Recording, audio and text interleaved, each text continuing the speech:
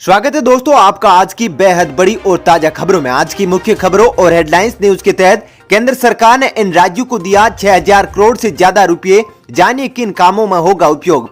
साथ ही दोस्तों इस दिन तक करें जनधन खाते को आधार से लिंक, वरना आप भी चूक जाएंगे 2,30,000 रुपए के लाभ से।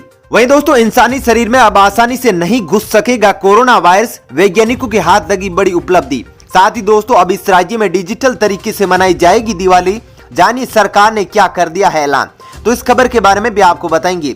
साथ ही दोस्तों अब 20,000 से शुरू करें ये बिजनेस, घर बैठे होगी लाखों रुपए की कमाई, सरकार भी आपकी करेगी सहायता। तो कौन सा बिजनेस है और आप कैसे घर बैठे शुरू कर सकते हैं, इसके बारे में आपको बताएंगे।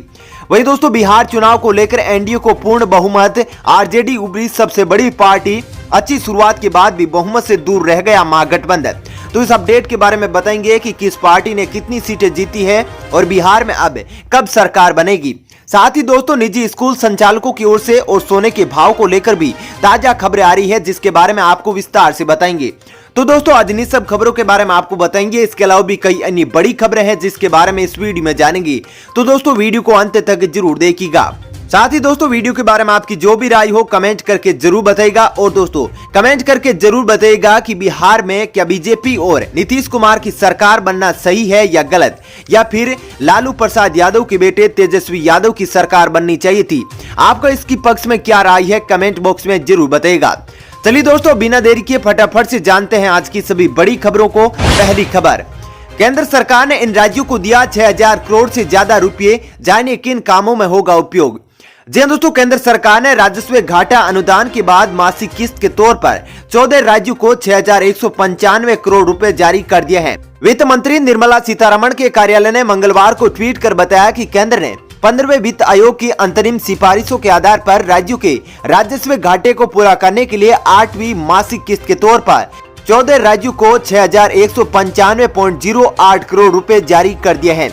इन 14 राज्यों में आंध्र प्रदेश, आसाम, हिमाचल प्रदेश, केरल, मणिपुर, मेघालय, मिजोरम, नागालैंड, पंजाब, सिक्किम, तमिलनाडु, त्रिपुरा, उत्तराखंड और पश्चिमी बंगाल शामिल है।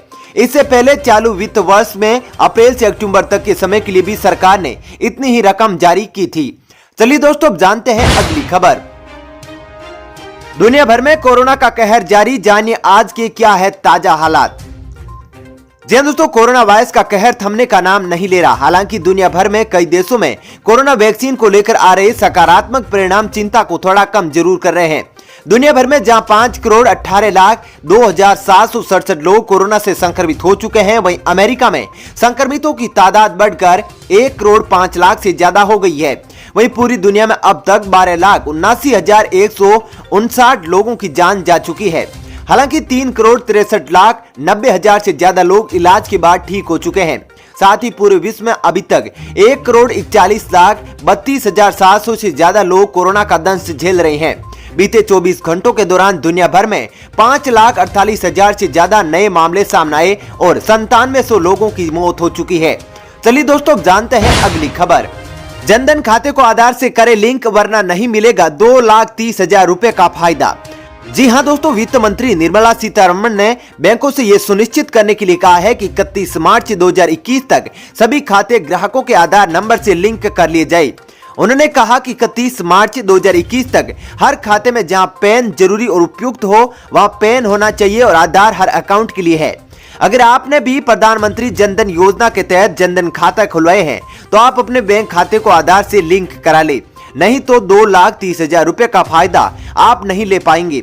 दरअसल जनधन खाते में ओवरड्राफ्ट सुविधा के साथ साथ रुपए डेबिट कार्ड भी उपलब्ध करवाया जाता है। इस डेबिट कार्ड पर 1 लाख रुपए एक्सीडेंट इंश्योरेंस फ्री में मिलता है। वही बता दें कि 28 सितंबर 2018 के बाद खुले जनधन खातों पर एक्सीडेंट इंश्योरेंस को बढ़ाकर 2 लाख रुपए कर दिया गया है। इसके अलावा इस कार्ड पर 30,000 रुपए फ्री लाइफ इंश्योरेंस कवर मिलता है। ये इंश्योरेंस उन जनधन खाता धारकों को मिलेंगे जिन्होंने 15 सितंबर 2014 से लेकर 31 जनवरी 2015 के बीच खाता खुलवाया है। चलिए दोस्तों जानते हैं अगली खबर। बिहार चुनाव एनडीए को पूर्ण बहुमत, आरजेडी सबसे बड़ी पार्टी, अच्छी शुरुआत के बाद भी बहुमत से दूर रह गया महागठबंधन।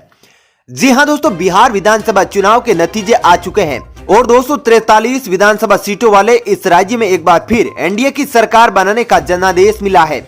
बिहार में सरकार बनाने के लिए 122 सीटों के बहुमत की जरूरत है और एनडीए ने 125 सीटें जीतकर ये अहम आंकड़ा हासिल कर लिया है।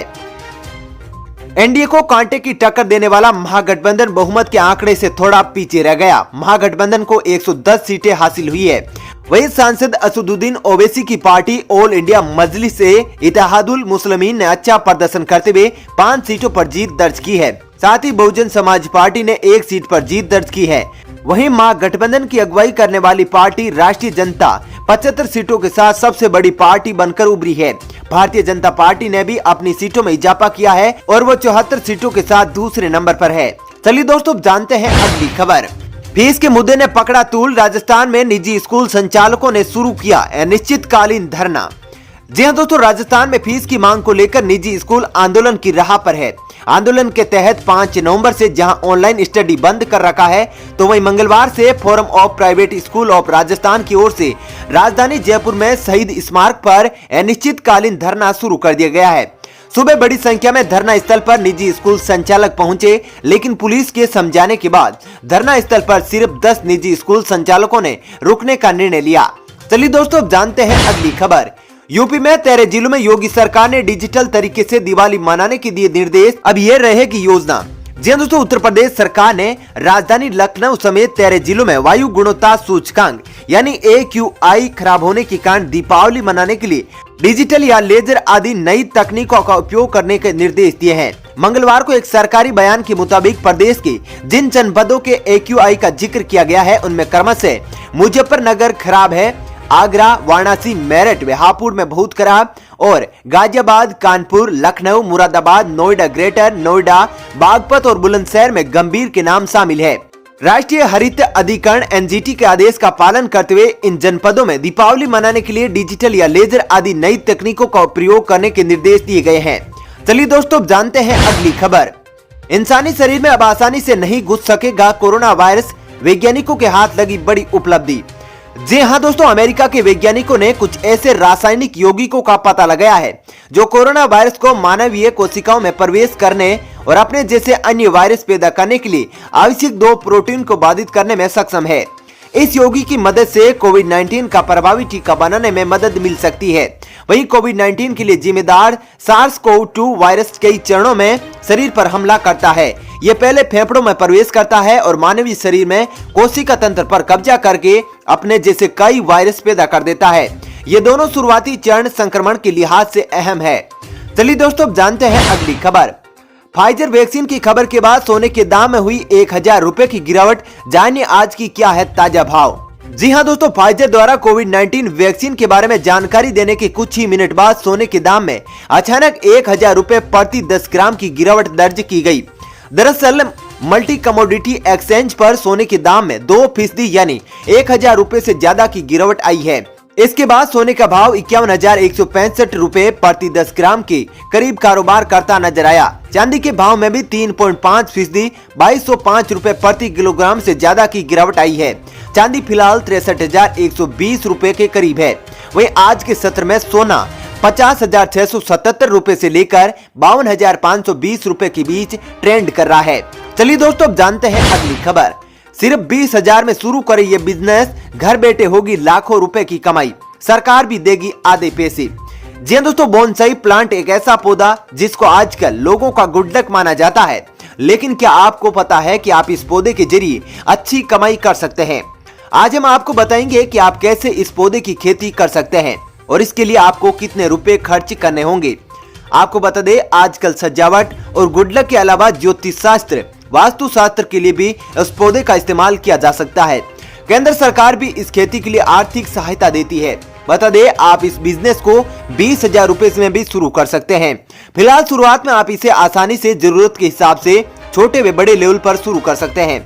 वहीं बता दें कि आजकल बाजार में इन पौधों की कीमत 200 रुपए से लेकर करीब 2500 रुपए तक हो सकती है। इसके अलावा बोनसाई प्लांट के शौकीन लोग इसकी मुंह मांगी कीमत भी देने को तैयार है।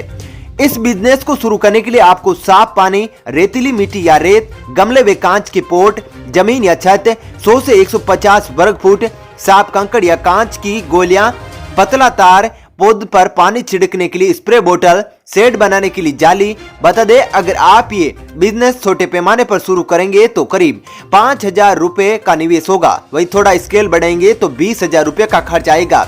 वहीं बता दें कि 3 साल में औसतन 240 रुपए प्रति प्लांट की लागत आएगी, जिनमें से 120 रुपए प्रति प्लांट सरकारी सहायता मिलेगी। दोस्तों फिलहाल इस वीडियो में इतना ही। ऐसी ही खबरें देखते रहने के लिए आप हमारे चैनल को सब्सक्राइब जरूर कीजिएगा।